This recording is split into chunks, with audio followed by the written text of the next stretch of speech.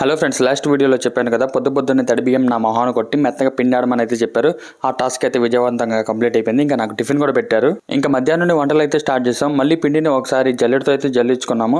ఎందుకంటే పిండి మెత్తగా ఉందో లేదని ఒకసారి క్రాస్ చెక్ అనమాట. ప్రస్తుతానికి మాకు వచ్చిన ఆర్డర్ ఏంటంటే అరిసెలు, కొబ్బరి బూర్లు, అలాగే చక్రాలు. ముందు బెల్లం అయితే పాకం పట్టేసుకున్నాం 2 దబరాల్లో.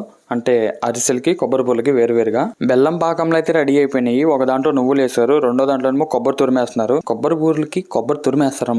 అంటే నేను కొత్తగా చెప్తాను అనుకోమాగండి, ఎందుకంటే మనకి చేసిన తర్వాత తినడం వచ్చు కానీ దీన్ని ఎట్లా చేస్తారో అసలు తెలియదు. సో ఇప్పుడు వీడియో షూట్ చేస్తున్నాను కాబట్టి దగ్గరుండి చూస్తున్నాను. పాకంలో వేయాల్సినవి వేసి కలుపుకున్న తర్వాత చూడడానికి సలివిడి మాదిరి ఉంది. సలివిడి కాస్త లడ్డు అయింది. లడ్డుకి కొద్దిగా నెయ్యి పూసి పేపర్ మీద ఒత్తేసి ఇంకా వేడివేడి కాగుతున్న నూనెలో అయితే వేస్తాం. నూనెలో వేసిన కూసేపటికే బుడబుడమంటూ బుడగలు వచ్చి ఎర్రటి అరిసి అయితే రెడీ అయిపోయింది.